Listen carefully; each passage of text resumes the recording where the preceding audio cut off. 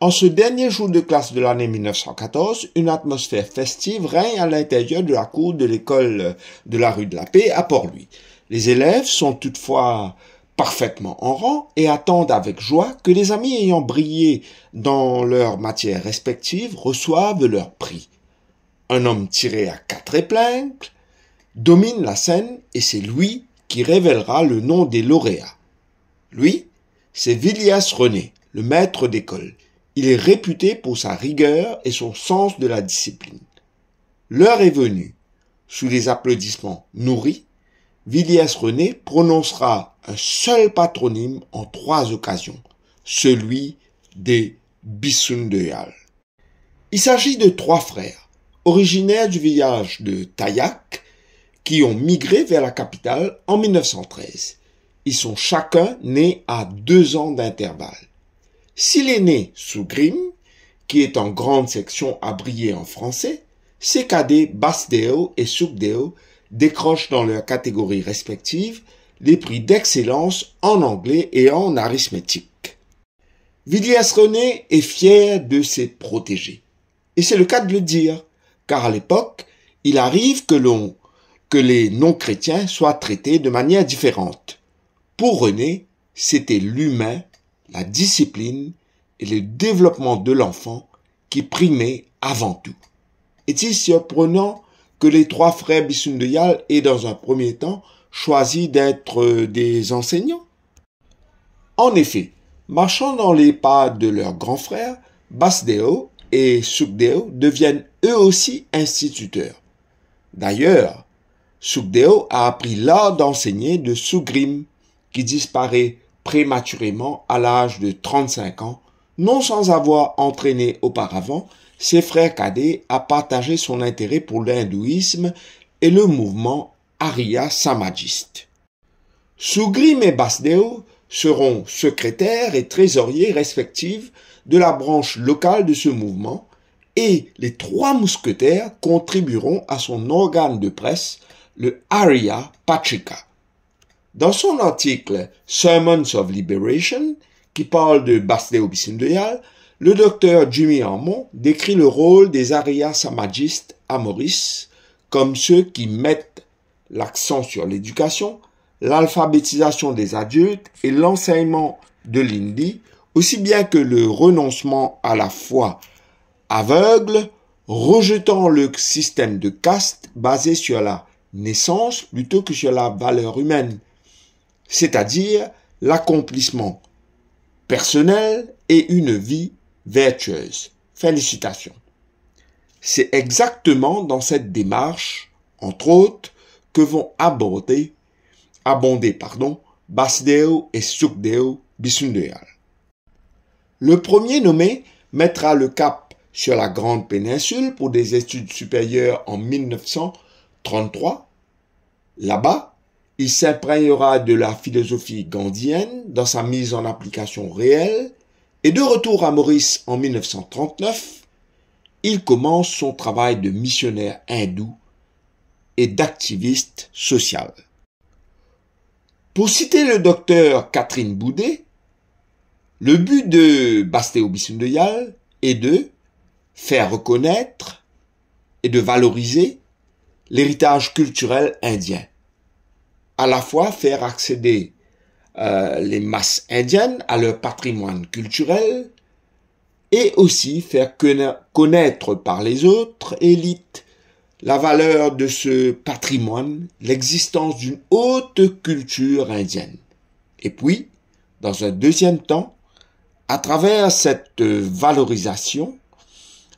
revalorisation culturelle, c'est l'accès à la représentation publique qui s'impose.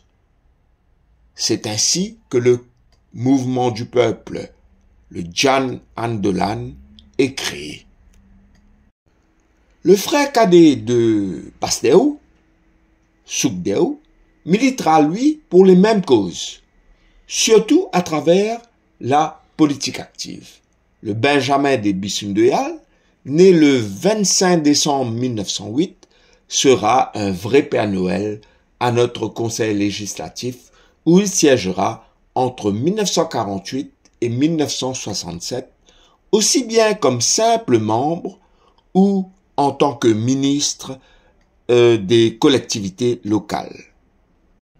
Le pays lui doit, par exemple, les subventions gouvernementales à toutes les religions, autres que chrétiennes, à travers une motion qu'il propose au Conseil en 1955. Le pays lui doit également l'augmentation du nombre de bourses d'études en primaire, qui passe à 90 à la suite de son plaidoyer en faveur de l'éducation à la même période. Il a aussi par la suite servi en tant que membre de l'Assemblée législative et leader de l'opposition entre 1967 et 1976.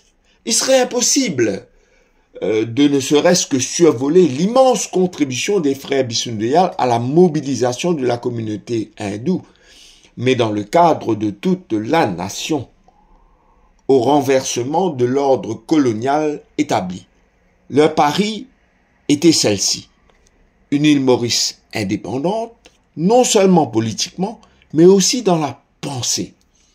Et je me réfère là à ces préjugés qui emprisonnent, qui divisent et mettent en état de crise l'identité, la dignité et l'unité dans la diversité. Toutefois, il n'y a pas comme quelques anecdotes pour nous entrouvrir les portes de ce vaste et louable chantier. Tenez, savez-vous par exemple que c'est en organisant le boycott d'une grande réunion du directeur de l'éducation, M. Ward, que Sukhdeo Bissoun-Deyal, alors enseignant, a contribué à faire reculer le projet de ce haut fonctionnaire à arrêter l'enseignement des langues orientales dans les écoles d'État? Ce haut fonctionnaire de l'État s'apprêtait à faire son discours à une fonction qui se tenait au théâtre de Port-Louis, et au moment même où il débuta son allocution, 500 invités quittèrent la salle en signe de protestation non violente. Ce coup d'éclat, pour ne pas dire ce coup de théâtre, était préparé par nul autre que Sukhdeo Bissoun. Autre coup d'éclat fut le boycott de la journée des courses réservée aux prolétaires des régions rurales, et d'ailleurs connue péjorativement comme les courses Malbord. Sachant que cette journée leur était consacrée, les pauvres travailleurs qui avaient d'ailleurs un jour de congé pour y aller se faisaient ridiculiser, mais ils n'en étaient pas conscients. Certains privilégiés se moquaient de leur accoutrement, leur comportement, leur candeur et cette indignité. Cette indignité était insupportable au Pandit Bissoun-Deyal et à son frère, qui s'embarquèrent dans une campagne de boycott contre cette tradition dénigrante. Aussi, le 6 septembre 1947, les foules à l'appel de Bissoun-Deyal convergèrent vers un lieu de culte à Palma pour une grande prière, abandonnant cette vilaine journée récréative qui relève de souvenirs auxquels le pays ne peut qu'être peu fier. Heureusement que, grâce au Pandit Bissoun-Deyal et à son frère, c'en était fini des courses Malbord ce jour-là. En 1947, une nouvelle constitution, soulageant les conditions d'éligibilité à la participation aux élections, fut adoptée. Toutefois, elle prévoyait que la personne doit pouvoir écrire son nom dans une des langues du pays, y compris l'hindi. Or, la plupart des Mauriciens, dont la majorité indienne, ne pouvaient ni lire ni écrire. Basdeo et Sukhdeo Bissoun-Deyal et leurs soldats du mouvement Janandolan organisèrent des sessions de formation sous les arbres, dans les petites cases et dans les baïtkas pour permettre à des dizaines de milliers d'électeurs potentiels de remplir cette condition.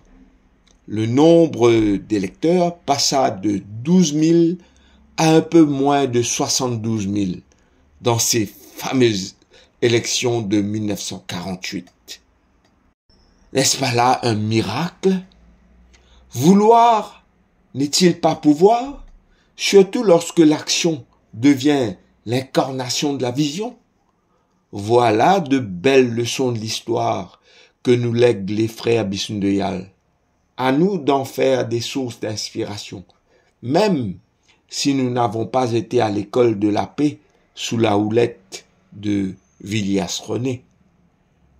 Merci Finlay et bon dimanche aux auditeurs.